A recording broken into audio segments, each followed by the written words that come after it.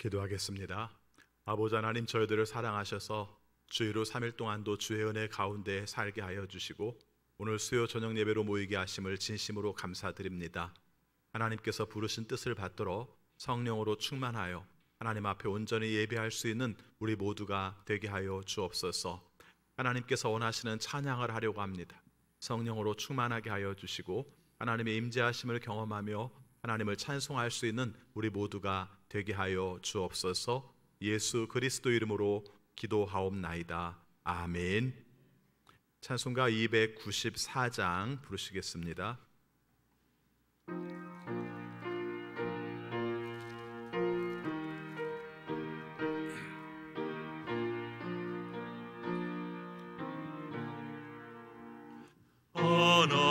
하나님은 왜 어두를 주시는 때까지 세상 사람 사랑하니 참 사랑이로다.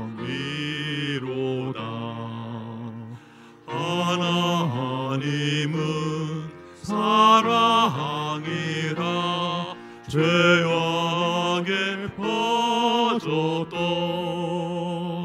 우리까지 사랑하니 참 사랑 아닌가. 하나님은 배반하고 멀리 떠난 우리 원수같이 대적하나 사랑하여 주네. 하나님은 사랑이라 죄악에 빠졌던 우리까지 사랑하니 참 사랑 아닌가. 세상 죄를 사시려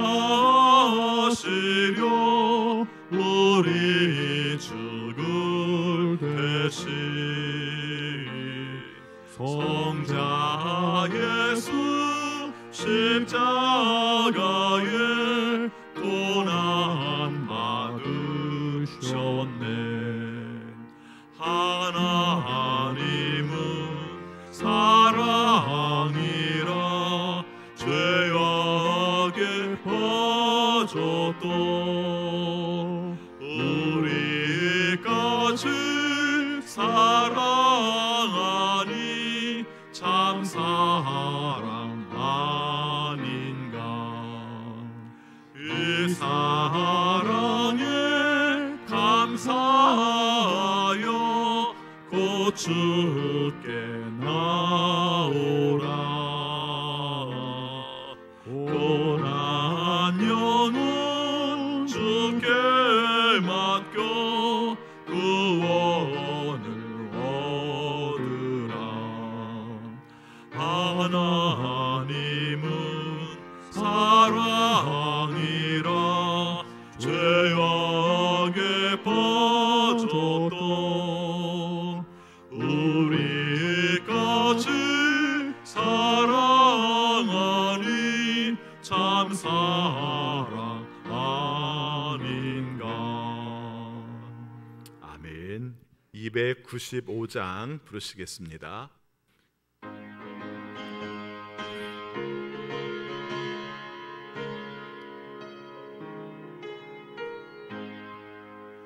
큰 죄에 빠진 나를 주 예수 건지사 그 넓은 품에 다시 품으신 은혜는 저 바다보다 깊고 저 하늘보다 높다.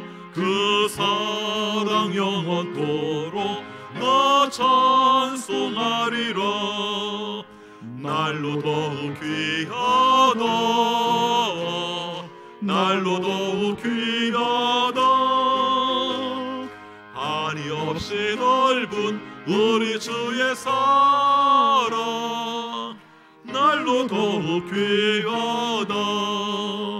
옛날에 유대 땅에 주 예수 다닐 때 그 은혜 받으려고 큰 무리 모였네.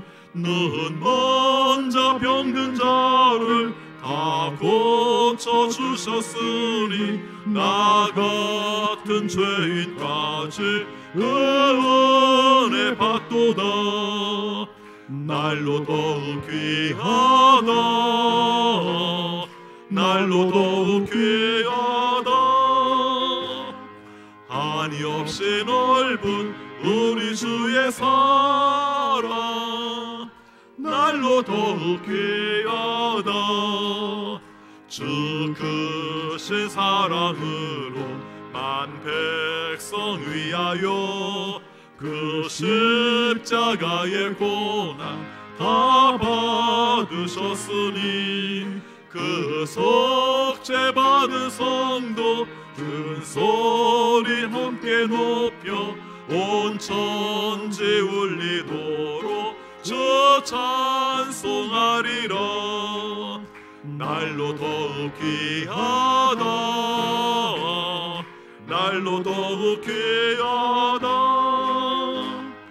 한이 없이 넓은 우리 주의 사랑 날로 더욱 귀하다. 1절입니다. 큰 죄에 빠진 나를 주 예수 건지사 그 넓은 품에 다시 품으신 은혜는 저 바다보다 깊고 저 하늘보다 높다. 그 사랑 영원토록 나 찬송하리라. 날로 더욱 귀하다. 날로 더욱 귀하다. 한이 없이 넓은 우리 주의 사랑 날로 더욱 귀하다. 옛날에 유대 땅에 주 예수 계실 때 그 은혜 받으려고 큰 무리 모였네.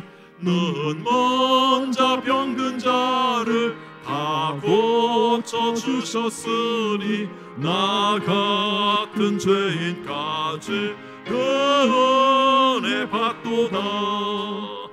날로 더욱 귀하다. 날로 더욱 귀하다. 한이 없이 넓은 우리 주의 사랑 날로 더욱 귀하다.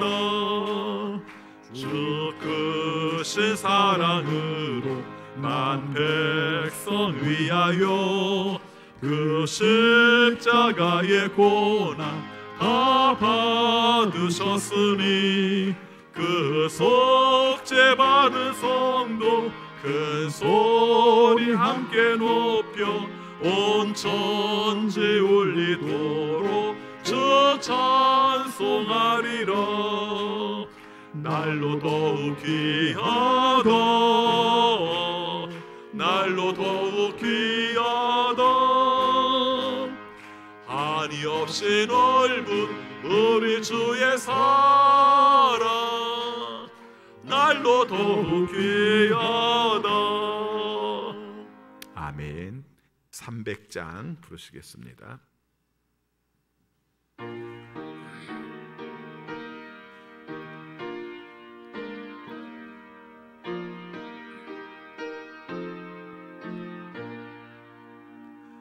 내 맘이 낙심되며 근심에 눌릴 때 주께서 내게 오사 위로해 주시네. 가는 길 캄캄하고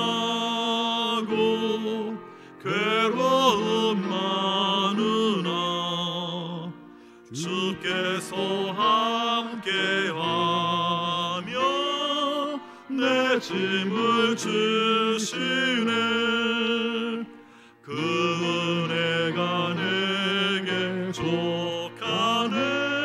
그 은혜가 족하네.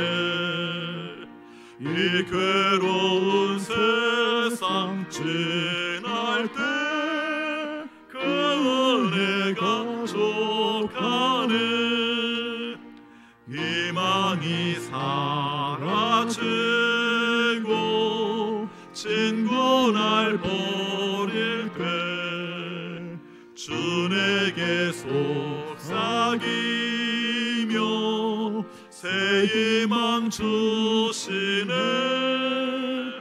싸움이 맹렬하여 두려워 떨 때에 승리의 왕이 되신 주 음성 들리네.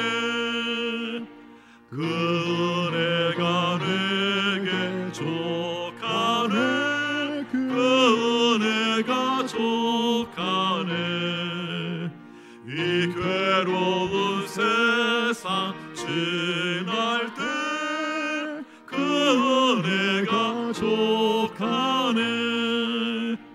번민이 가득 차고 눈물이 흐를 때 주 나의 곁에 오사 위로해 주시네. 환난이 닥쳐와서 어려움 당할 때 주님의 능력 입어 원수를 이기네. 그 은혜가 내게 족하네. 그 은혜가 족하네. 이 괴로운 세상 지날 때 그 은혜가 족하네. 아멘.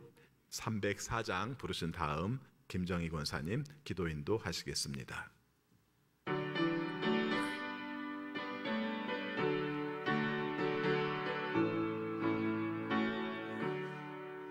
그 크신 하나님의 사랑 말로 다 형용 못하네.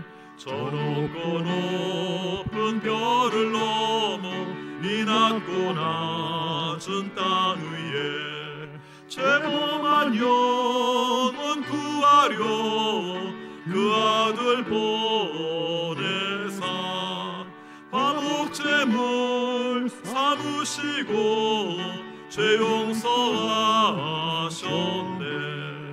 하나님 크신 사랑은 증량다 못하네. 영원히 변치 않는 사랑 성도여 찬양하세. 괴로운 시절 지나가고 땅 위에 영화세할 때 주 믿지 않던 영혼들은 큰 소리 외쳐 울어도 주 믿는 성도들에게 그 사랑 베푸사 우리의 죄 사했으니 그 은혜 잊을까. 하나님 크신 사랑은 증량다 못하네. 영원히 변치 않는 사랑 성도여 찬양하세. 하늘을 두루마리 삼고 바다를 먹물 삼아도 한없는 하나님의 사랑 가기로 갈 수 없겠네. 하나님의 크신 사랑 그 어째 닿았을까. 저 하늘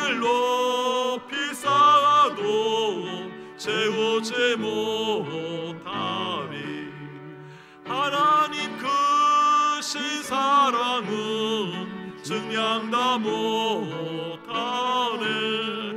영원히 변치 않는 사랑 성도여 찬양하세. 아멘.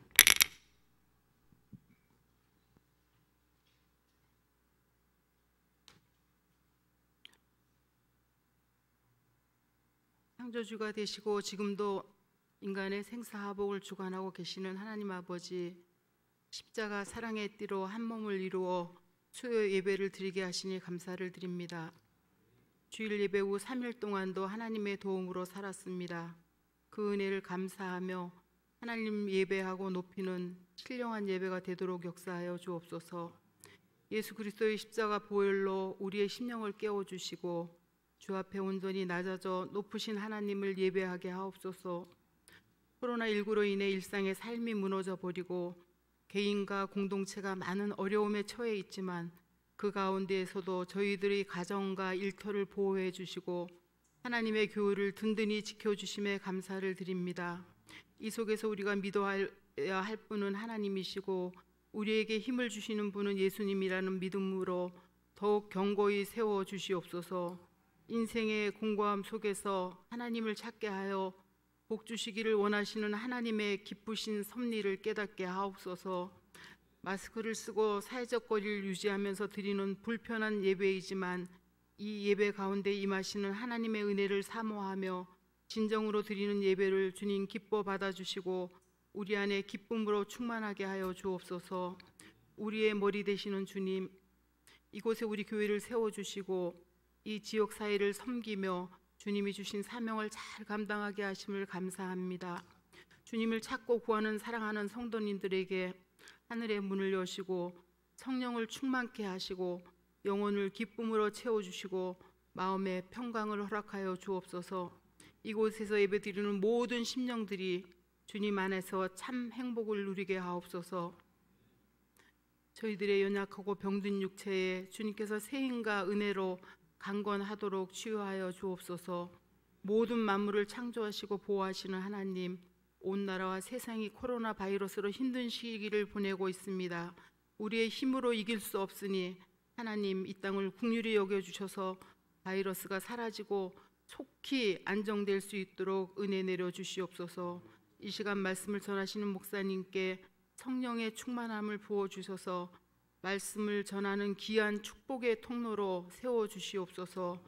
감사드리오며 이 모든 말씀 예수님의 이름으로 간절히 기도합니다.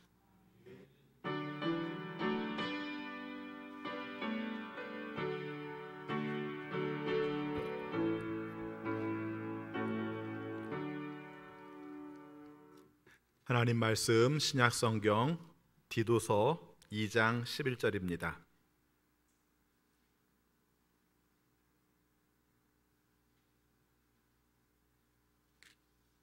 디도서 2장 11절부터 15절까지 우리 한 목소리로 읽겠습니다. 11절, 모든 사람에게 하나님의 구원의 은혜가 나타났습니다. 그 은혜는 우리를 교육하여 경건하지 않음과 속된 정욕을 버리고 지금 이 세상에서 신중하고 의롭고 경건하게 살게 합니다. 그래서 우리는 복된 소망, 곧 위대하신 하나님과 우리 구주 예수 그리스도의 영광이 나타나기를 고대합니다. 그리스도께서는 우리를 위하여 자기 몸을 내주셨습니다. 그것은 우리를 모든 불법에서 건져내시고 깨끗하게 하셔서 선한 일에 열심을 내는 백성으로 삼으시려는 것입니다. 그대는 권위를 가지고 이것들을 말하고 사람들을 권하고 책망하십시오. 아무도 그대를 업신여기지 못하게 하십시오. 아멘. 수요예배 나오신 여러분 모두에게 하나님의 크신 사랑이 함께 하시기를 축원합니다. 수요예배 시간에 말씀을 이렇게 교독을 하다가 같이 읽는 이유가 있어요. 그 이유가 뭐냐면은 방송으로 들으시는 분들은 여러분이 읽는 소리가 안 들려요. 그래서 그 사이가 떠 있습니다. 그래서 같이 읽습니다. 별짓을 다 해요.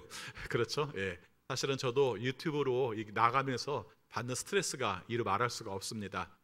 새벽 예배에 들어보면은 지금은 이제 또 이성진 목사님이 찬송을 같이 해주시는데, 그런데 새벽 예배에 찬송을 들으면은 정말 안 듣고 싶어요. 제가 찬송을 하면서도 왜 이렇게 못하는지 그것 때문에 스트레스도 받고요. 어제는 제가 어떤 강의를 들을 일이 있어서 좀 강의를 듣는데 조금 빠르게 듣고 싶더라고요. 한 번도 그래 본 적이 없는데 처음으로. 그래서 1.2 배속으로 다른 분의 강의를 들었어요. 강의를 들었는데 느낌이 어떤 느낌이었냐면은 내 설교와 비슷하든지 조금 늦든지 그렇게 느껴지더라고요. 내 설교가 다른 사람의 말에 1.25배가 빠르다. 제가 생각할 때는 1.5배까지도 빠를 수가 있겠구나. 이렇게 직면한다는 게 되게 힘들어요. 그렇죠? 내 사실을 적나라하게 그냥 보인다는 게 무척 힘들어요. 그냥 할 때는 여러분들이 다 알고 있지만 그래도 그것을 방송으로 또 내가 직접 보니까 그런 불편한 면들이 많이 있습니다. 또 한 가지 중요한 것은 직면하지 않으면 고치기가 힘들어요. 물론 직면했어도 고치기가 힘든 건 사실이거든요. 말, 스피치, 찬송 이런 것들은 제가 노력을 안 한 건 아닙니다. 부단히 노력을 해도 잘 안 되고 있어요. 그런 면들을 가지고 있는데 더군다나 직면하지 않으면 고치기가 어렵죠. 그래서 이 직면한다는 것은 신앙에 있어서도 무척 중요한 내용입니다. 디도서 말씀도 마찬가지예요. 디도서의 독자가 여러분이 아시는 것처럼 크레타 섬의 사람들이고 그 다음에 거기서 사역하는 디도라고 얘기를 했어요. 사도 바울이 작심하고 디도서를 쓸 때 그 수신인에 해당되는 크레타 섬 사람들을 좀 안 좋게 얘기해요. 거짓말도 잘하고 자기 배만을 위해 살고 사람과의 관계 신뢰성도 없고 이렇게 얘기를 하는 거죠. 여러분 누군들 그런 말을 들으면 좋겠어요? 안 좋죠. 근데 또 한 가지 생각할 수 있는 것들은 우리가 직면하지 않으면 내가 지금 어떤 상태인지 직면하지 않으면 고치기가 쉽지가 않아요. 그래서 오늘 말씀을 읽으면서도 좀 이렇게 불편한 부분도 있고 아픈 부분도 있을 거예요. 근데 그런 문제들을 좀 직면하는 여러분들이 되시기를 바라겠습니다. 지금 코로나19 상황에서도 지금 굉장히 고통들이 많아요. 저 같은 경우도 고민 중에 하나가 교회에 나오시는 분들은 나오시는데 안 나오시는 분들은 그냥 2월 말부터 지금까지 그냥 안 나오신단 말이죠. 그럼 이렇게 어떻게 해야 될 것인가? 또 본인이 또 신자 아니라고 생각하는 것도 아니고 또 나와야 된다고 생각을 하는데 지금은 코로나 상황이라고 생각해서 못 나온다고 생각을 하는 거죠. 저도 이제 지금까지는 이건 좀 강요할 문제가 아니라 우리가 서로 안전을 지켜야 될 문제다 이렇게 생각을 했는데 제가 알기로는 내년까지는 갈 걸로 보더라고요. 가을쯤에 10월 11일경은 2차 팬데믹이 올 가능성이 높다고 보고 있고요. 그 다음에 내년쯤에 3번 정도 더 오면 그때 가서 이제 좀 멈추지 않겠는가 이렇게 봐요. 그러면은 일반적인 성도들이 지금 안 나오신 분들은 한 1년 가까이 교회를 그냥 안 나올 가능성이 많다는 거죠. 물론 이유가 있고 여러 가지 생각들을 가지고 있을 수 있습니다. 근데 인생은 결단이에요. 신앙도 결단이고요. 저는 이렇게 생각합니다. 우리가 이렇게 예배 드리다가도 어느 순간 정말 코로나가 너무 심해져서 우리가 못 나와야 될 때가 있어요. 우리 3월 달에 예배 안 드렸던 것처럼 집에서 교회에서 예배 안 드리고 집에서 드렸던 것처럼 그렇게 될 상황이 10월 11월에 올 수도 있단 말이죠. 그 전까지는 열심히 말씀 듣고 또 우리가 신앙생활을 열심히 잘하려고 노력하는 것들도 필요합니다. 이런 말을 들으면 또 불편한 분들도 계세요. 그런데 한 가지 알아야 될 것은 내가 과연 신앙생활을 어디에 초점을 맞추는가, 내가 위로받기 위해서 안전하게 거기까지만 가면 우리가 한 단계 더 나가지를 못해요. 하나님께 영광을 드리고 하나님 안에서 우리가 기쁨을 누릴 수 있는 것을 우리가 살펴야 하는 것이죠. 이런 말들도 많이 놀리는 사람들은 놀립니다. 하나님은 어느 곳이나 계시다고 그러더니 목사님들이 자꾸 교회 나오라고 하느냐 이렇게 말할지 모르겠는데 아닙니다. 나올 때는 나와야 되고요. 집에서 드렸던 것은 안전을 위해서 어쩔 수 없는 상태, 비상 상황에서 그랬던 것이라는 것을 살펴야 됩니다. 혹 앞으로 제가 이런 말씀들을 좀 드릴 때 약간 불편한 문제들이 있을 수 있어요. 이런 면 때문에 지금까지는 안전 얘기를 했는데 제가 이제는 조금 생각을 달리하려고 합니다. 그래서 여러분들이 혹시 상처받아서 그것 때문에 힘들어하지 마시고요. 왜 목사님이 저런 얘기를 할까? 직면해야 될 문제가 뭘까? 이것이 우리의 신앙 속에서 어떤 결단들을 해야 될까? 이런 차원에서 받아들이시면 좋을 것 같고요.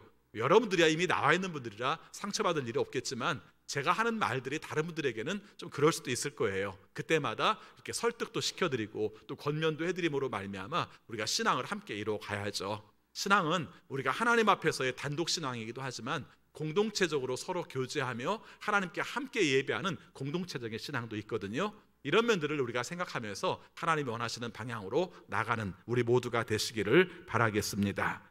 우리가 지난 시간에 2장 1절부터 10절까지 말씀을 통해서 6 부류의 사람들에게 이런 것들을 잘 지키십시오. 나이 많으신 남자분, 나이 많으신 여자분, 나이 젊으신 여자분, 그 다음에 젊으신 남자분, 그렇죠? 그 다음에 우리가 디도, 그 다음에 또 한 가지는 종, 이렇게 6부류의 사람들에게 신앙 안에서 온전하게 산다는 것이 어떤 것인지, 무엇을 지켜야 되는지 이런 말씀들을 함께 살폈습니다.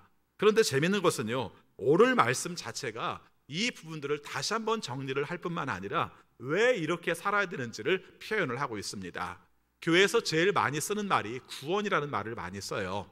이 구원이라는 말이 구약에서 개념은 이집트에서 나와서 출애굽해서 하나님의 백성으로 세워진 것을 구원이라고 썼고요.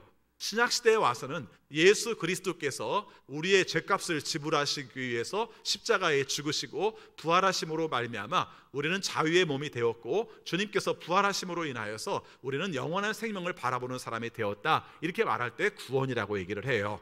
근데 이 개념을 우리의 삶 속에서 나타날 때마다 그렇게 끝나는 게 아니에요. 여러분이 아시는 것처럼 출애굽하고 나서는 어떻게 됩니까? 그 다음부터는 하나님의 백성으로 하나님께 예배하고 하나님의 율법을 지키는 자로 살잖아요. 그렇죠? 자격을 얻었어요. 하나님의 백성이라는 자격을 얻었으니까 하나님께 예배하고 하나님의 율법대로 사는 거예요. 여기 단어들에 다 중요한 의미가 숨겨져 있거든요. 백성이라는 말에는 하나님을 찬양한다와 그 다음에 하나님의 율법을 지킨다는 의미가 담겨져 있는 거예요. 자, 그 다음에 예수 그리스도로 말미암아 구원을 받았다고 생각할 때 예수님께서 우리를 구원하시기 위해서 하신 일이 뭐죠? 오늘 성경 읽은 말씀으로 보면은 자기 몸을 내어주셨습니다, 이렇게 표현을 해요.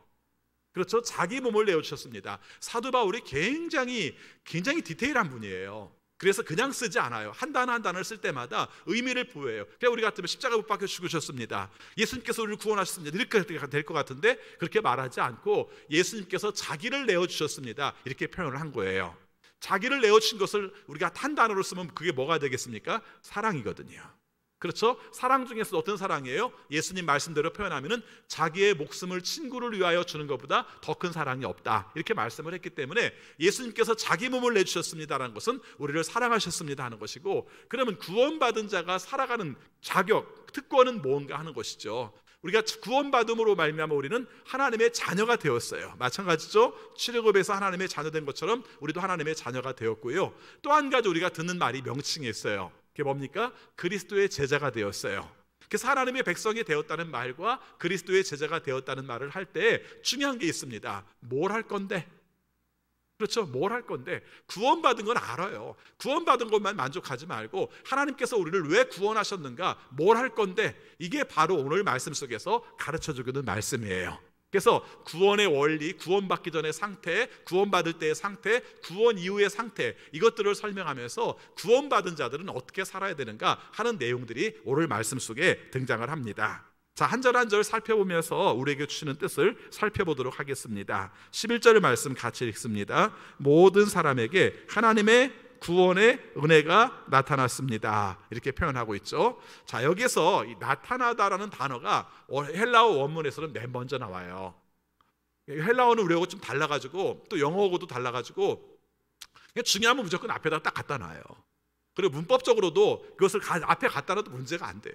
왜냐하면 헬라어 단어 자체에 뭐 성이라든가 수라든가 격이라든가 이런 게 독립된 단어 안에 다 들어가 있기 때문에 별 관계가 없어요. 그래서 뭐 우리말도 뭐 사실은 쓰다 보면은 급할 때는 저 중요한 말부터 쓰기도 하는데, 헬라어는 그런 부분들이 많은데 나타나다를 더 강조를 해요.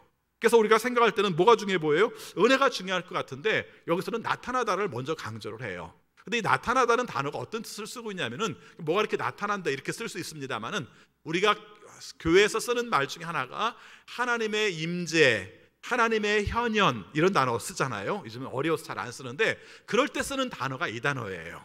그러니까 이 단어는 누가 그냥 보통 사람들이 나타날 때 쓰는 단어가 아니라 하나님이나 신이나 아니면 왕이나 이런 단어가 나타났을 때 이런 부분들이 나올 때를 쓰는 말이 바로 나타나다는 단어예요. 그래서 이건 좀 하나님께 관계된 용어이기 때문에 그렇게 쓰고 있다, 이렇게 말할 수 있고요. 그 다음에 여기서 강조하는 게 뭐냐면은 은혜예요. 오늘 말씀에서는 제일 중요한 단어가 은혜입니다. 11절부터 15절까지 다 은혜가 제일 중요한 단어예요. 자, 그런데 여기서 중요한 것은 하나님께서 하나님의 구원의 은혜를 모든 사람에게 주셨습니다라고 말씀을 하고 있는 겁니다. 여러분, 구원의 은혜는 뭡니까?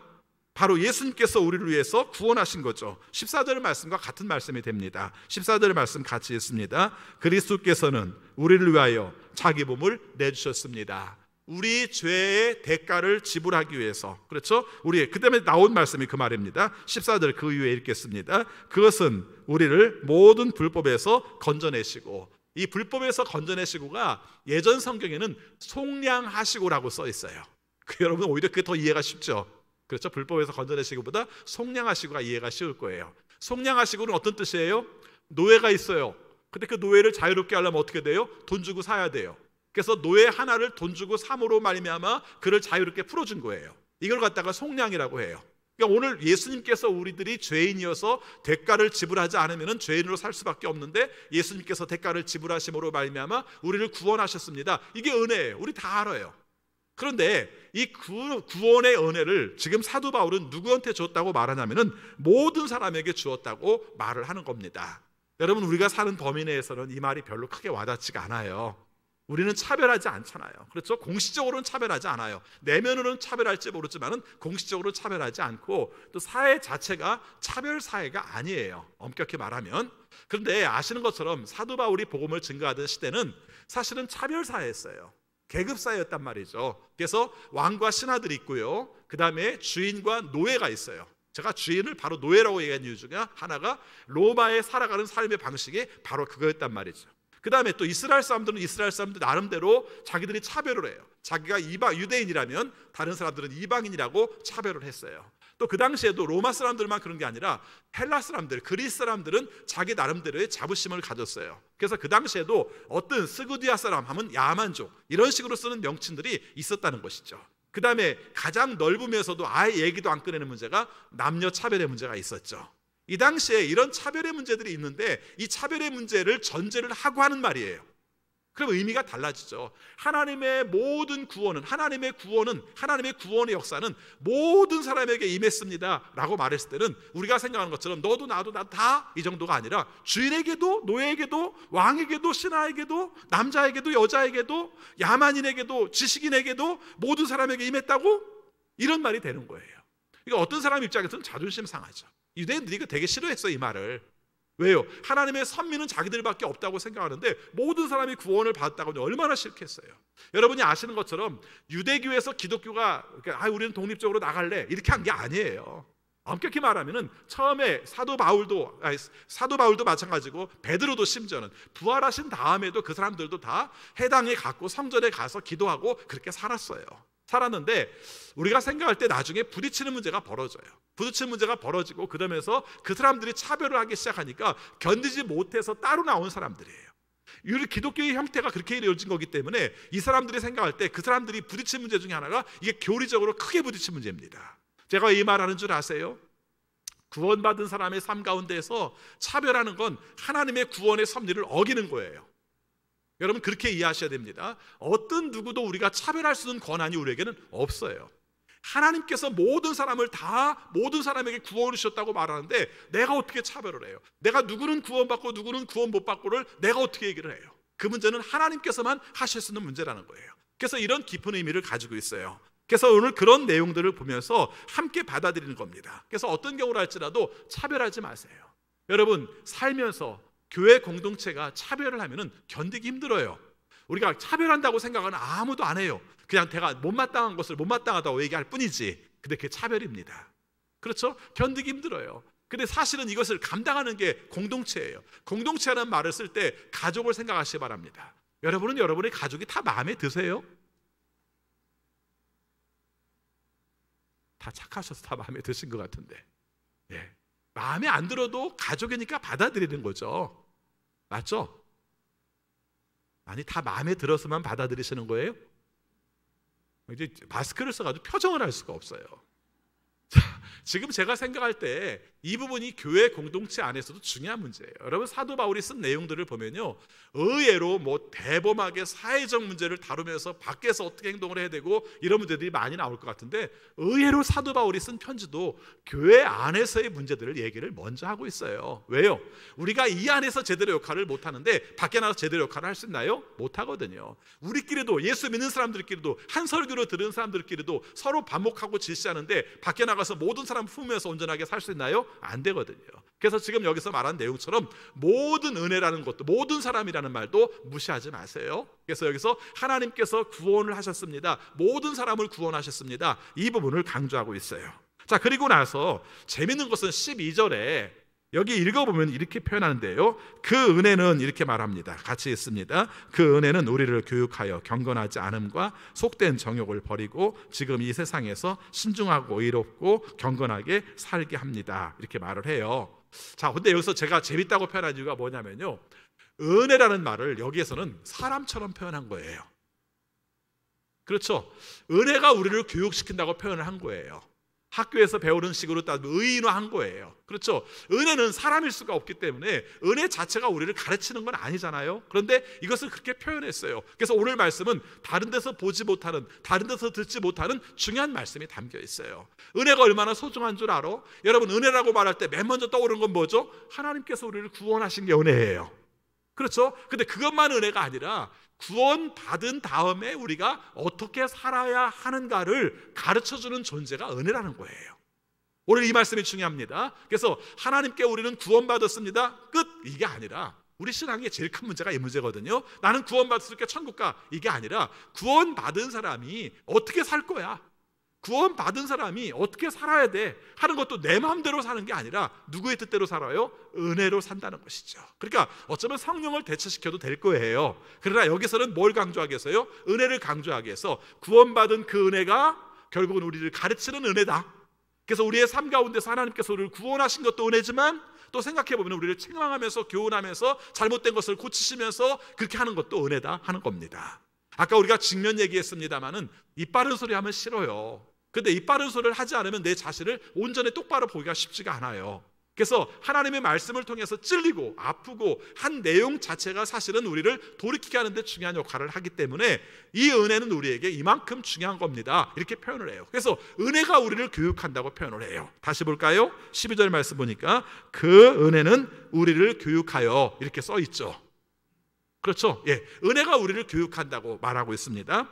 여기서는 교육이라고 쓸 수도 있고요, 훈계라고 쓸 수도 있고요, 징계라고 쓸 수도 있고요, 교훈이라고도 쓸 수 있는 단어예요.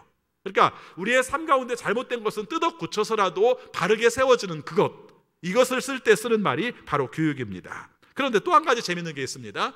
은혜가 구원받은 것만 은혜가 아니라 우리가 똑바로 살게 하는 게 은혜다, 이렇게 한 가지 말씀을 드렸고요, 또 한 가지는 그 은혜가 영향을 미치는데 과거와 현재와 미래에 각각 영향을 미친다는 거예요. 오늘 우리의 신앙도 마찬가지인데 과거에 해야 될 일이 있고 현재 해야 될 일이 있고 미래에 해야 될 일이 있다는 거예요. 자, 그 중요한 동사 3개를 먼저 찾아볼게요. 12절 말씀 보겠습니다. 자, 옛날에 속한 것들이 뭔가 보니까 이렇게 써 있어요. 경건하지 않음과 속된 정욕을 어떻게 하라고요? 버리고. 자, 과거는 어떻게 해야 됩니까? 버려야 해요. 그렇죠? 자, 이 부분입니다. 그 다음 두 번째 같이 있습니다. 지금 이 세상에서 신중하고 의롭고 경건하게 살게 합니다. 현재는 어떻게 돼요? 살아야 돼요. 아무것도 안 하면 안 돼요. 버리기만 하면 안 돼요. 버리고 나서 살아야 돼요. 어떻게 살아야 됩니까? 여기 3가지로 살아야 돼요.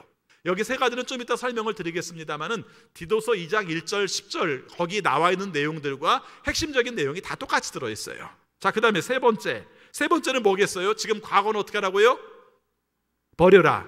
근데 현재는 살아라. 그 다음에 미래는, 자 13절 말씀 같이 읽겠습니다. 그래서 우리는 복된 소망 곧 위대하신 하나님과 우리 구주 예수 그리스도의 영광이 나타나기를 고대합니다, 이렇게 표현하고 있습니다. 그렇죠? 자, 여기서 우리가 중요하게 생각할 내용 중에 하나가 고대합니다. 이게 기다립니다와 같은 뜻이에요. 그렇죠? 기다립니다 같은 뜻이고, 또 한 가지는 13절 말씀에 보니까 11절에 강조했던 단어가 또 한 번 나와요. 무슨 단어죠? 나타나기를. 그렇죠? 나타나기를. 뭐가 나타나기를 기대해요? 예수 그리스도께서, 하나님이신 예수 그리스도께서 우리에게 나타나시기를 고대하는 것이 우리의 신앙입니다. 우리가 구원받은 사람이 살아가야 될 겁니다. 은혜가 우리를 도와줍니다, 이렇게 말을 했어요. 자, 시간이 많지 않으니까 짤막짤막하게 버려야 될 것을 살펴볼게요. 자, 12절 말씀에서 버려야 될 건 뭡니까? 경건하지 않음과 속된 정욕을 버리고, 이렇게 말씀을 하고 있습니다. 자, 여러분, 우리의 신앙 가운데서 버려야 될 건 버려야 됩니다. 그냥 끌어안고 살 수가 없어요. 그렇죠? 여러분, 언제나 우리가 말하는 내용 중에 하나가 하나님께 귀하게 쓰는 그릇은 금그릇도 은그릇도 나무그릇도 질그릇도 아니다, 이렇게 말을 해요. 그렇죠? 그럼 어떤 그릇이 깨끗하게 쓰이죠? 어떤 그릇이 하나님께 쓰이죠? 답을 얘기해 버렸어요. 깨끗한 그릇이 쓰인단 말이죠. 자, 깨끗한 그릇이 되기 위한 방법이 뭐예요? 씻어내는 거예요. 그렇죠? 뭘 갖다가 뒤집어 쓰우기 전에 먼저 해야 되는 게 뭐예요? 씻어내는 거예요. 성경에는 옷을 입고 벗는 얘기가 되게 많이 나와요. 그렇죠? 벗고 입죠. 입고 벗는 게 아니라 벗고 입죠. 그렇죠? 옛사람을 벗어라, 새 사람을 입어라. 사도 바울이 잘 쓰는 용어예요. 이것이 우리 죄의 문제와 연결되어 있고 과거의 문제와 연결되어 있어요. 그래서 여기서 강조하는 것 중에 하나가 잘못된 것들을 버리라는 겁니다. 잘못된 게 뭐예요? 경건하지 않음. 경건하지 않음이 뭡니까? 한마디로 말하면 진리를 진리로 여기지 않는 것, 불의를 진리처럼 여기는 것, 하나님께서 중요하게 여기는 가치를 아무것도 아닌 것처럼 여기는 것, 이것이 바로 경건하지 않음이라고 표현할 수 있습니다. 우리가 경건이라는 말을 쓸 때마다 하나님 말씀을 묵상하고 함께 기도하고 하나님께 찬송하고 이렇게 말할 수 있습니다만은, 경건의 원래적인 의미는 하나님을 닮아가는 거예요. 찬송을 하는 것도 기도를 하는 것도 성경을 읽는 것도 다 하나님을 닮아가고 하나님께 가까이 가기 위해서 하는 것인데, 하나님께 가까이 하지 않는 일이 어떤 것인가 살펴보면은 찬송 안 읽고 찬송 안 부르고 성경 안 읽고 그 다음에 기도 안 하고, 이것도 중요할지 모르지만은 하나님의 중요한 가치를 아무것도 아닌 것처럼 여기는 게 제일 경건하지 않은 거예요. 여러분이 살아가는 삶 가운데 내 가치관이 하나님과 전혀 관련이 없다면 이거 심각해요. 내 삶 속에서 중요한 가치관이 하나님께서 원하시는 게 중요한 가치관이야, 이렇게 말할 때 이 부분에 대해서 소중하게 여기는 게 없으면 우리는 경건하지 않은 거예요. 아까 우리가 예배 드리는 것에 대해서 코로나 상황 속에서 장기화될 때 예배 드리는 문제도 말씀을 드렸습니다만은 너무 제가 극단적으로 몰고 싶지는 않아요. 그래서 한 가지 우리가 말할 수 있는 내용은 하나님을 사랑하는가는 먼저 생각을 해봤으면 좋겠어요. 그분이 나는 집에서 인터넷으로 예배를 드리지만 난 하나님을 사랑해요, 교회에서 드릴 때보다 하나님을 내가 더 사랑해요 라고 말한다면 저는 할 말은 없습니다. 왜냐하면 신앙의 문제는 자기 양심의 문제고 하나님 앞에서 솔직하면 되는 문제이기 때문에 제가 그걸 잘못했다고 말할 수 있는 용기는 없어요. 그러나 만약에 내 마음이 해이해지고 하나님을 찾는 일도 줄어들고 하나님과 관계성들이 점점 멀어지게 느껴진다면 이 문제는 우리가 심각하게 생각을 해봐야 됩니다. 오늘 우리의 삶 속에서 경건하지 않다라는 말을 할 때 그런 의미로 말하는 것이죠. 그래서 우리가 그 다음에 또 한 가지 강조하는 것 중에 하나가 속된 정욕이라고 표현을 해요. 세속적인 정욕. 원래 정욕이라는 단어 자체는 나쁜 단어는 아니에요. 정욕이라는 말은 우리가 쓰는 단어와 연결시키면은 어떤 단어와 제일 가깝냐면은 본능이라는 단어와 제일 가까워요. 그렇죠? 잠자고 싶은 본능, 먹고 싶은 본능, 성적인 욕망, 이런 것들이 다 나쁜 단어가 아니에요.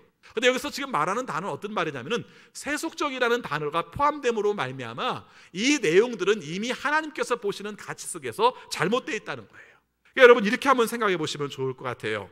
내가 하고 싶으면 다 해야 돼, 이거 잘못된 겁니다. 그렇죠? 내가 하고 싶은 건 본능이잖아요. 내가 하고 싶은 건 다 해야 돼. 이걸 절제할 수 있어야 되고 이것을 하지 않아야 될 걸로 봐야 하는 것이죠. 아까 제가 세 가지 예를 들었잖아요. 잠자는 것도 마찬가지예요. 그래도 죄가 제일 적은 게 잠이잖아요. 그렇지 않나요? 죄가 제일 적은 게, 세속적인 본능의 가치 중에서 죄가 제일 적은 게 그래도 잠일 것 같아요. 잠자는 동안은 죄를 별로 안 저지를 것 같아서 좀 나을 것 같은데, 근데 직장 가서 잔다고 생각해 보세요. 그것도 덕되는 건 아니잖아요. 자, 그런데 그 외에 먹는 것이나 성적인 문제는 내가 하고 싶은 대로 한다는 것 자체는 크게 문제가 될 수 있어요. 그렇죠? 여러분, 다른 사람에게 미치는 영향에 대해 생각해 본다면 크게 문제가 될 수 있는 거예요. 여기서 그런 뜻을 가지고 있는 거예요. 제가 그냥 본능적인 것들을 몇 가지 얘기했습니다만은, 한마디로 말해서 이 세상이 살아가는 방식대로 그냥 살고 그 가치가 좋은 것처럼 살고 이것이 우리의 삶 속에서 좋은 가치인 것처럼 여기는 것들은 문제가 있다는 것이죠. 지금 세상은 뭔가 이렇게 잘못된 곳에 갔다가 피해를 당하면 왜 거기를 왜 갔어? 라고 말하면은 욕먹어요. 그렇죠? 욕먹어요. 그래서 그 말을 쉽게 하지는 못해요. 그렇죠? 가해자가 나쁜 사람이지 피해자가 나쁜 사람은 아니죠. 근데 내가 생각할 때는 그런 데를 왜 가는지 몰라라고 생각하는 데들이 의외로 많아요. 그렇죠? 의외로 우리나라에서 성폭력의 많은 내용 중에 하나가 나이트클럽에서 이루어지고 있잖아요. 그렇지만은 나이트클럽에 왜 갔어라고 말하면 욕먹어요. 근데 제가 말씀드리고 싶은 내용 중에 하나가 왜 갑니까? 가는 내용들이 우리가 굉장히 예민하고 디테일해요. 사실은 성적 욕망 때문에 갈 가능성도 많아요. 안 그런가요, 솔직히? 그런데 문제는 뭡니까? 나는 너가 그러는 거 싫어, 이거거든요. 예, 그것도 분명히 인정을 해야 돼요. 제가 이것을 예를 들어서 말씀을 드린 이유가 뭐냐면 내가 하고 싶다고 다 하는 게 과연 옳은가? 하나님께서 원하시는 일에 더 신경을 쓰려면 내가 하고 싶은 것들을 버려야 될 것도 있다는 거예요. 의외로 많죠. 그렇지 않습니까? 그래서 내 쾌락과 내 욕망과 내가 하고 싶은 것들만 추구하며 사는 것이 옳다고 생각하는 이 세상에서 이렇게 말하는 것도 용기가 필요해요, 사실은. 그렇지만 사실은 그 부분에 대해서 우리가 설 수 있어야 되는 거예요. 여러분이 신앙이 좋다 나쁘다 하는 것을 교회 나오고 안 나오고만 얘기할 수 있는 것이 아니라 하나님이 원하시는 일을 위해서 내가 세속에 관계된 것들을 끊을 수 있는가, 내가 버릴 수 있겠는가 하는 거예요. 여러분, 제가 극단적인 예를 들지 모르겠습니다만은 아까 그것도 그렇고요. 사실은 지금 대한민국이 부동산 문제 때문에 심각해요. 근데 여러분, 부동산 문제가 안 풀리는 이유가 있습니다. 왜 그래요? 다 가진 사람한테 요구를 해요. 그런데 알고 보면 어떻습니까? 나름대로 조금 가지게 되었을 때도 자기도 집값이 올랐으면 좋겠다고 생각을 하는 거죠. 안 그런가요? 그러니까 이 문제가 안 풀리는 거예요, 아무도. 여러분, 생각해 보시기 바랍니다. 목회자들이요, 지방에서 교회를 지을 때는 땅을 사고 그 다음에 건축을 할 때 땅을 잡혀서 건축을 못해요. 땅값이 싸서. 그렇죠? 예, 못합니다. 우리 교회만 해도 마찬가지 그랬어요. 근데 서울은 땅을 사놓기만 하면 교회는 대출 받아서 얼마든지 줘요. 예, 강동지방도 이제는 평당 4천만 원이랍니다. 그렇죠? 예, 우리는 아마 400 조금 안 될 겁니다. 지금 여기 동네가. 예, 그럴 겁니다. 왜 이렇게 됐어요? 땅이 거기는 뭐 금이 나옵니까? 아니에요. 서로 인간들이 가지고 있는 욕망들을 가진 거예요. 근데 크리스찬들이 이 문제에서 자유로운가요? 여러분 생각할 때는 그럼 어떡하란 말이 할지 모르겠는데 제가 생각할 때는 크리스찬도 이 문제에 대해서는 조금 문제가 있다고 생각해요. 그렇죠? 내가 이익을 갖는 문제, 내가 이익을 취하는 문제, 이것을 위해서라면 어떤 방법도 하고 그리고 여기에서 얻는 이익이 하나님의 축복이라고 생각하는 한 이 세상은 정신없이 돌아가고 그리고 그 정신없이 돌아가는 아픔은 결국은 우리 다음 세대들이 굉장히 힘들 겁니다. 그렇잖아요? 여러분 생각해 보시기 바랍니다.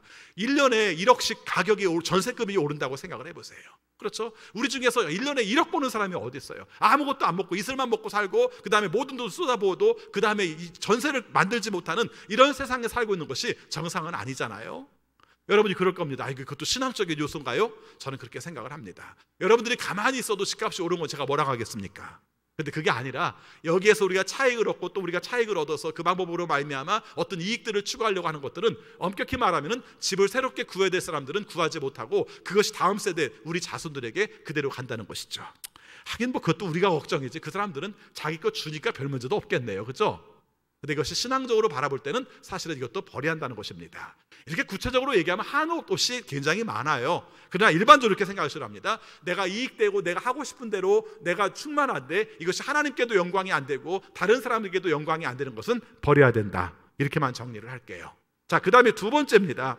현재 살아가는 삶 가운데서 살아갈 내용이 세 가지로 말을 하고 있어요. 한번 여러분이 찾아보시겠어요? 뭐뭐 얘기하고 있죠? 지금은 어떻게 살아야 돼요? 신중하고 의롭고 경건하게 살게 합니다. 이렇게 말해요. 은혜가 그렇게 한다는 거예요. 은혜가 우리한테 버리게 해요. 경건하지 않은 거 버리게 하고 세속적인 욕망을 버리게 해요. 그러니까 여러분들이 진짜 구원받고 여러분이 하나님의 자녀로 진짜 살면은 내 마음 가운데서 내가 하고 싶은 대로 쾌락적이든지 욕망이든지 이렇게 할 수가 없다는 거예요. 그걸 못하게 하니까. 그 다음에 두 번째, 우리를 살게 하는데 세 가지로 살게 하는 겁니다. 이게 앞에서 디도서 2장 1절부터 10절까지 해서 함께 살폈던 내용이죠. 뭐라고요? 신중하게, 그 다음에 의롭게, 그 다음에 경건하게 이렇게 말을 하고 있습니다. 자, 그러면은 좀 간략하게 이미 앞에 살핀 거니까 간단하게 정리를 해봅시다. 신중하다는 게 뭐예요? 어떤 일을 할 때 침착하고 그 다음에 냉정하고 그 다음에 분별력 있고 그 다음에 자제하는 거예요. 좀 더 쉽게 얘기해 볼까요? 내가 이 말을 해야 되는지 안 해야 되는지 알기 때문에 한다고 말하는 게 아니라 알매도 불구하고 내가 구원받은 자로서 하나님 앞에 영광이 되는지 안 되는지 이것을 나 스스로 살필 줄 아는 게 신중함이에요. 뭐 우리가 아는 신중함이나 성경에 나오는 신중함이랑 똑같죠? 예, 그래서 말을 하든지 행동하든지 결정을 할 때 이것이 바로 신중한 것이다 이렇게 말을 해요. 이건 누구에게 속한 겁니까? 나 자신에게 속한 거예요. 자, 그 다음에 의로운 겁니다. 의로운 것도 마찬가지입니다. 바른 것, 그 다음에 옳은 것, 올곧은 것, 뭐 그 말이 그 말이에요. 그런데 이것은 누구와 관련되냐면은 의의 문제는 이웃과의 관계 속에서 해당되는 문제예요. 그래서 내가 이익이 되면 뭐 이렇게 하는 것이 아니라 이익이 되든 손해가 되든 분명한 원칙을 지켜야 되는 거죠.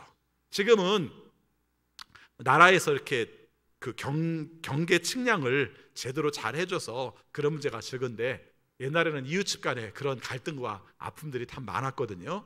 그래서 우리가 집을 지으려고 할 때마다 지금도 그런 갈등들이 없지 않아 있어요. 여러분이 아시는 것처럼 우리도 이렇게 교회 경계를 해놓고 보니까 먼저 있었던 주유소가 우리 땅을 좀 먹었더라고요. 근데 그때서 고치는 게 좀 불편할 것 같아서 그냥 뒀어요. 약속만 받아놓고 그냥 뒀어요. 그리고 나서 그 사람이 팔고 새로 건축을 할 때 그 문제를 얘기했어요. 근데 산 사람 입장에서는 조금 그런가 보더라고요. 그렇죠? 땅이 넓을 줄 아는데, 더군다나 이쪽에 주차장을 만들어야 될 쪽이라 그 사람들은 이만큼 자체가 큰 문제니까. 그래서 우리가 그 자리를 좀 확장시킬 수 있었던 내용 중에 하나가 원래 땅이 있었는데 그로 말미암아 그렇게 된 거예요. 그럴 때 좀 서운한 마음이 있을 수 있죠. 제가 이 예를 들은 이유가 바로 그거예요. 내가 서운하든지 내가 손해가 되든지 이게 아니라 토지 측량한 사람이 잰 것이 원칙이에요. 이렇게 살아야 돼요. 신앙생활을 할 때도 중요한 문제가 그거예요. 내가 이익이 되고 내가 손해가 되고 이건 아니에요. 우리 교회 공동체도 마찬가지인데요. 교회 공동체가 서로 돌아보고 서로 격려해주고 서로 사랑해주는 건 좋은데, 우리 교회라는 이유 때문에 다른 교회를 배격한다든가 배타적인다든가 이런 내용으로서 우리 공동체가 되면 안 돼요.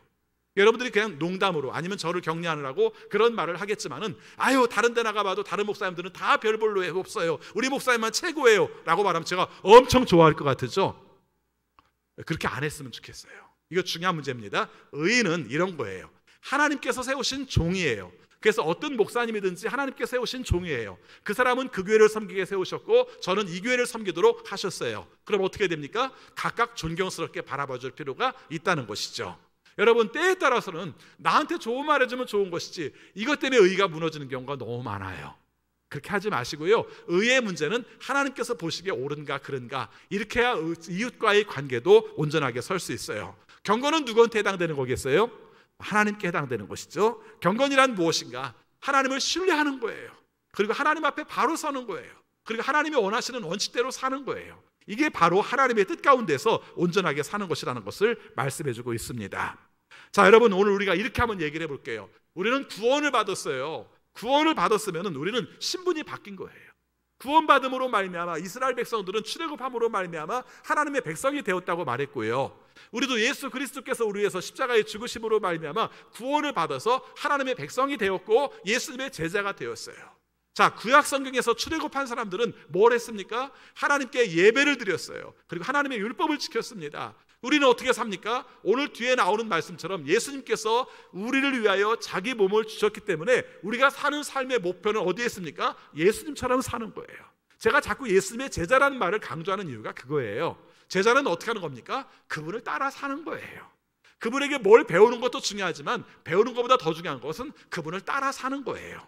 옛날에 쓰던 단어 쫓다, 쫓다가 아니라 쫓다, 그렇죠? 요즘은 잘 안 쓰는 단어입니다만은 그 단어가 적합한 단어예요. 그래서 예수님을 따르는데 어떻게 따라요? 그분이 사신 것처럼 따르는 거, 이게 바로 우리가 현재 살아가는 삶의 내용이라는 것을 말해주고 있습니다. 그래서 어떤 경우를 할지라도 하나님께서 원하시는 일을 기억하면서 살아야 되는 것입니다. 오늘 말씀을 하다가 이런 생각을 떠올려 봤어요. 우리 하나님 말씀 얘기하고 또 성경 읽자고 얘기하고 뭐 얘기하면 잊어버려요 그렇게 얘기하잖아요. 잊어버린다고 얘기한단 말이죠. 저도 잘 잊어버리니까 제가 나이가 먹을수록 여러분들은 유리해지세요. 그렇죠? 예, 저는 여러분들을 더 많이 공감해져 가고 그래요.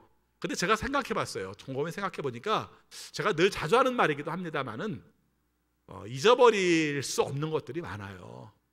그렇죠? 잊어버릴 수 없는. 치매가 심해져도요 잊어버리지 않는 게 있어요. 여러분, 치매가 생겼을 때 참 재밌는 것 중에 하나가 아이들을 잊어버리는 순서가 있는 거 아세요? 예, 5명의 아이가 있어도 먼저 잊어버리는 아이가 있고 오랫동안 기억하고 있는 아이가 있어요. 이걸 무슨 과학적으로 의학적으로 제가 다 설명할 수 있는 건 아닌데요, 자주 봤던 애를 기억하고요, 그 다음에 또 하나는 자기의 마음속에 아픔을 가지고 있던 아이를 기억을 해요. 확실히 그렇게 돼 있습니다. 근데 제가 왜 이 말씀을 여기서 하냐면은 오늘 우리의 신앙 가운데서 잊어버린다는 말, 잃어버린다는 말, 이런 말을 쓸 때 우리가 정말 중요한 문제가 하나가 뭐냐면은 구원받은 것에 대한 감격이 없을 때 잊어버릴 수 있고요, 그 다음에 또 한 가지는 살지 않기 때문에 잊어버려요. 여러분, 묘한 건 사는 것들은 습관이 되어서 다 하고 살아요. 그렇죠? 여러분들 가끔 이렇게 막 건망증이 심해가지고 막 열쇠 두고 오고 가스불 끄고 오고 그러는데 그래도 교회 올 때 이는 닦고 오시죠? 왜 그런 줄 아세요? 오랫동안 습관돼서 그래요. 그렇죠? 가스 쓴 역사보다 이 닦은 역사가 깊다는 얘기지. 그러잖아요? 오늘 우리가 신앙 속에서 꼭 해드리고 싶은 말씀 중에 하나가 살면, 조금이라도 살면, 습관이 되면 내 삶 속에서 그것이 지켜지게 돼 있어요. 잊어버리지 않고. 근데 안다 할지라도 안 살면, 한 번도 안 해보면, 끝내 안 해보면 아무것도 못하고 사는 거예요. 그래서 오늘 여기서 산다는 말 중요합니다. 버린다, 그 다음에 뭐 지킨다는 말 안 하고 산다고 그랬어요. 자, 마지막 세 번째입니다. 그때는 기다리는 겁니다. 근데 뭘 기다려요? 자, 13절 말씀 보겠습니다. 같이 읽겠습니다. 그래서 우리는 복된 소망, 곧 위대하신 하나님과 우리 구주 예수 그리스도의 영광이 나타나기를 고대합니다. 네, 여러분 13절 말씀이 굉장히 좀 오해하기 쉬운 말씀 중에 하나인데, 복된 소망은 오해할 수 있는 게 아니죠. 복된 소망이라는 말과 뒤에 나오는 위대하신 하나님과 우리 구주 예수 그리스도의 영광이라는 것이 사실은 같아요. 복된 소망이 뭐냐면은 주님 오실 때 만나는 영광이 복된 소망이니까 그 뒤에는 문장과 똑같아요. 근데 이것은 별 문제가 아니고 진짜 중요한 문제는 우리 번역에서는 오해될까 봐 이렇게 번역을 했는데, 원래 직역을 하면 어떻게 표현하냐면 이렇게 말할 수 있습니다. 위대하신 하나님 곧 우리 구주 예수 그리스도의 영광이 이렇게 돼 있어요.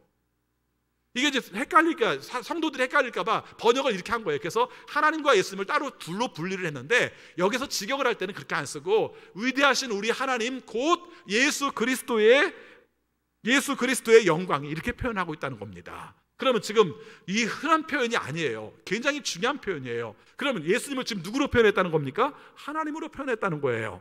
우리는 뭐 그 별로 이상하지가 않죠. 성부 하나님, 성자 하나님, 성령 하나님 이렇게 구별을 하기 때문에 이상하지 않을지 모르겠지만 초대교회에서 이 편지를 읽는 사람 입장 속에서는 충격이었을 거예요.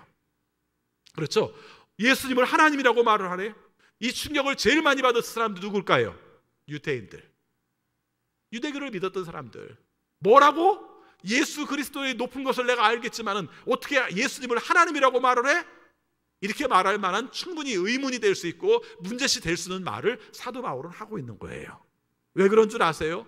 우리가 예수를 믿는다는 게 뭔가, 더군다나 그 시대 속에서 로마의 문화 속에서 살아가는 사람들에게 이렇게 말할 때 우리의 신은 누구이다 라고 말했을 때 다른 사람들은 로마 황제이다, 우리는 태양신이다 이렇게 말을 하는데, 이 말은 곧 우리의 신은 예수 그리스도다 이렇게 말을 한 거예요. 그러면서 우리는 그걸 기다리고 산다는 거예요. 여러분, 지금 코로나19 상황 속에서 가장 중요한 게 뭘까? 주님이 오시기를 기다리고 있는가? 주님의 영광을 기다리고 있는가? 주님 앞에 섰을 때 우리가 어떤 모습으로 설 수 있겠는가? 이거 없어지면 다 무너지는 거예요. 그렇지 않습니까?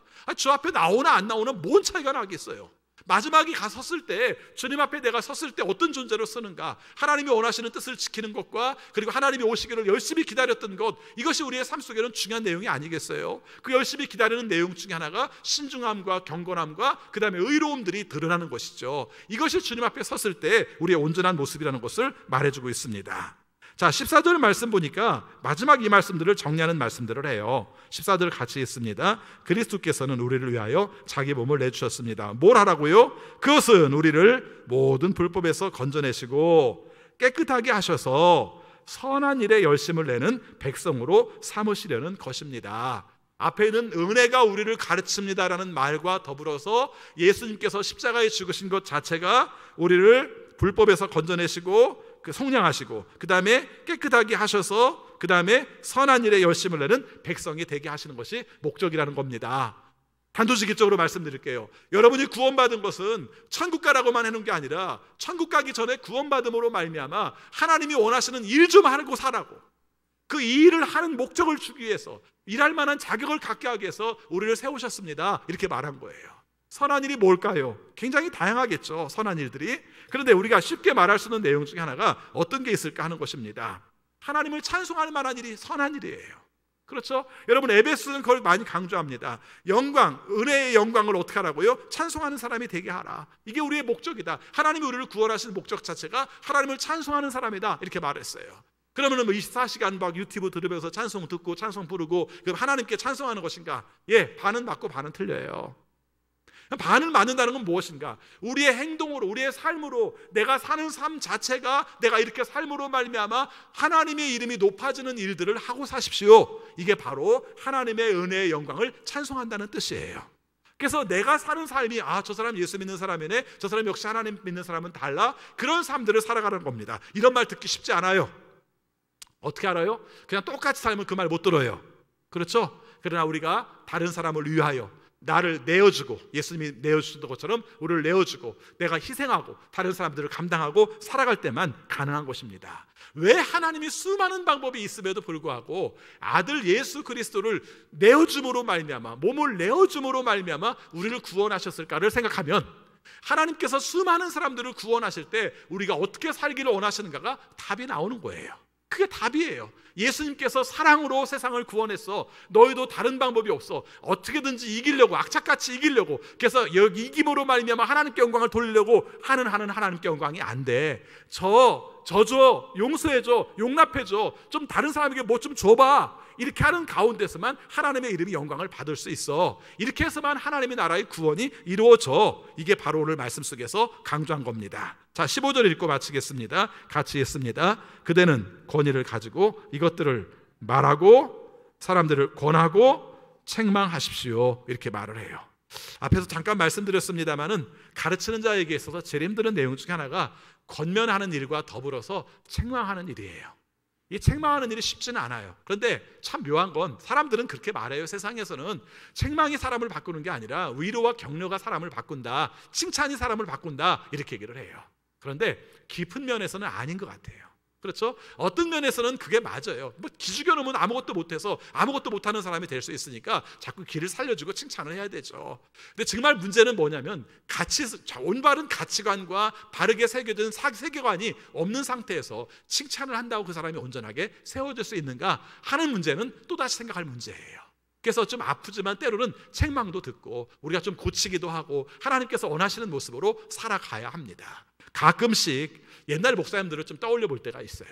제가 죄송한 말씀입니다만은 이렇게 성경 공부를 하고 또 설교 준비를 하면은 그 목사님들에 대한 부분들 중에서 이 부분은 정말 잘못 해석하셨네, 그런 생각이 들 때가 있어요. 그렇지만 또 한 가지 놀라운 사실들은요, 그럼에도 불구하고 그 사람들이 신앙생활들을 온전하게 잘했다는 거예요. 그렇죠? 그분들도 아는 범위 내에서 가르치는 거기 때문에 좀 그런 부분이 있을 수 있죠. 그래서 제가 지난번도 저희 집에서 그런 얘기를 했는데, 야곱이 축복받을 때 별미를 바친 내용, 우리 어렸을 때 부흥회 할 때는 하나님께 축복을 받으려면 별미를 바쳐야 된다고 그렇게 배웠거든요. 근데 제가 읽으면서 보니까 거기서는 그 말을 하면 안 될 말씀이더라고요.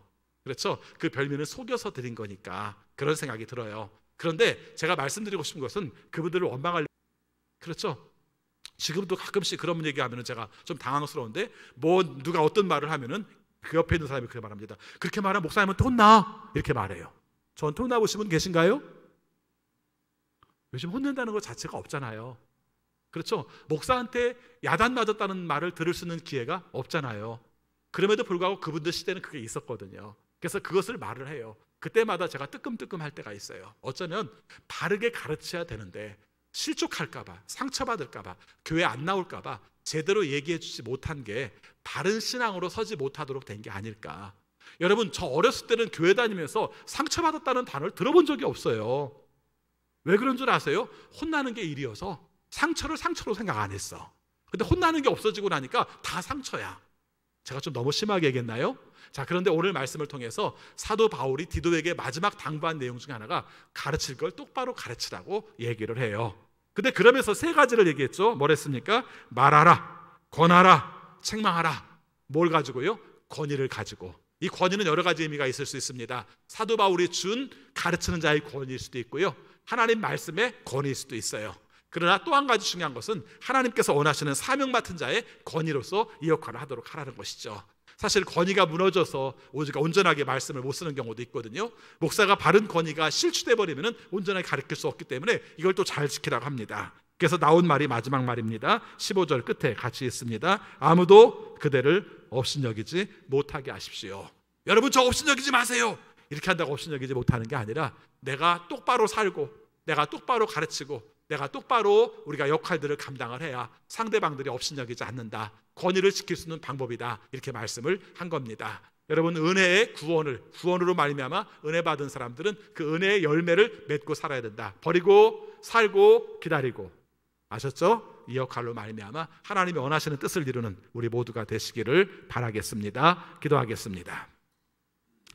아버지 하나님, 저희들을 사랑하셔서 오늘도 말씀으로 우리 자신을 돌아보게 하여 주시고, 은혜의 구원을 받은 사람으로서 은혜가 우리에게 가르치는 버려야 될 것과 현재 살아야 될 것과 그리고 고대하며 기다려야 될 것이 무엇인지를 함께 나누게 하심을 감사합니다.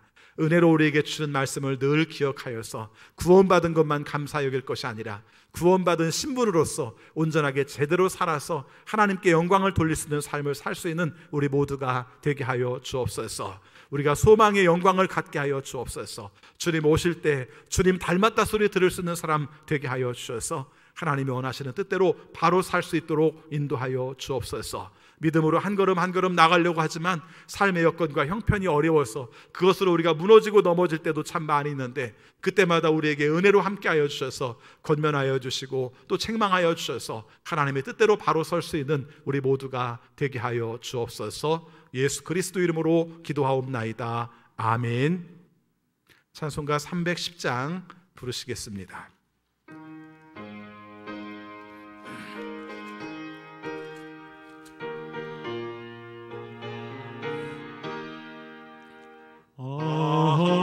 하나님의 은혜로 있을 데 없는 자 왜 구속하여 주는지 난 알 수 없도다.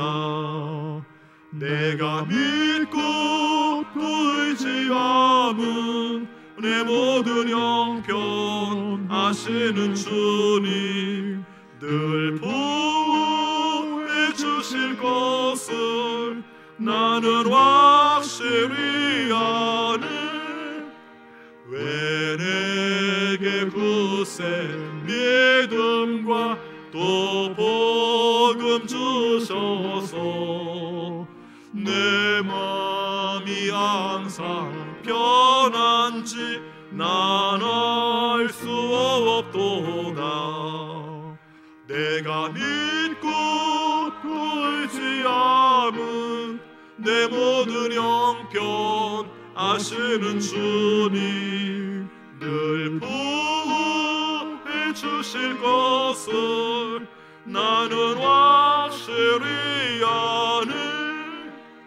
왜 내게 성령 주셔서 내 마음 감동해 주 예수 믿게 하는지 난 알 수 없도다. 내가 믿고 또 의지함은 내 모든 형편 아시는 주님 늘 보호해 주실 것을 나는 확실히 아네. 언제 강림하실지 혹밤에 옥낮에 또 주님 만날 그것도 난 알 수 없도다. 내가 믿고 또 의지함은 내 모든 형편 아시는 주님 늘 보호해 주실 것을 나는 확실히 아네. 아멘. 지금 교회 구역 여름방학 맞이해서 필독서 읽기 함께 하고 있습니다. 벌써 소감문 올려주신 분도 계시는데 돌아가면서 다 읽으시고 또 소감 정리해서 구역 단톡방에 올려주시고 또 개별적으로 우리가 올려주시면 또 함께 정리해서 주보를 통해서 나누도록 하겠습니다. 이번 주 금요일부터 교회 방역 조치 강화된 내용들을 해제한다고 오늘 발표를 했습니다. 그래도 우리가 조금 조심을 해야 될 것은 조심을 해야 되고요. 마스크 안 쓰고 이런 게 아니에요. 그냥 구역 모임 안 된다, 뭐 이렇게 했던 것들을 속으로 모이면 안 된다 했던 것을 모일 수 있도록 하고 뭐 이 정도 되는 겁니다. 그래서 여러분들께서 기억을 하시고 거기에 맞추어서 말씀을 좀 드리도록 하고, 지금은 구역 방학 기간으로 그렇게 보려고 합니다. 그래서 지금처럼 되면은 8월 말쯤에는 다시 개학을 해서 구역 모임들을 재개할 수 있도록 하려고 합니다. 예배 나올 수 있는 한 같이 나오는 거 힘써 주시고요. 또 부득이해서 열이 있다든가 그럴 때는 유튜브 일부 예배, 주일 일부 예배 7시에 하고 있고, 수요 저녁 예배는 7시 20분, 새벽 예배는 매일 오전 5시에 각각 하고 있습니다. 그리고 시간이 조금 지나면 바로 그 내용들이 녹화된 상태에서 어느 때든지 볼 수 있으니까 새벽 예배 시간도 여러분들이 많이 활용해 주시기를 바라겠습니다. 기도하겠습니다. 우리 주 예수 그리스도의 은혜와 거룩하신 하나님의 사랑하심과 성령님의 감화, 감동, 역사, 교통의 이루하심이 주의 뜻을 따라 구원의 은혜의 지도를 받아 온전하게 살기 원하는 우리 모든 성도들에게 지금부터 영원까지 함께하옵시기를 축원하옵나이다. 아멘.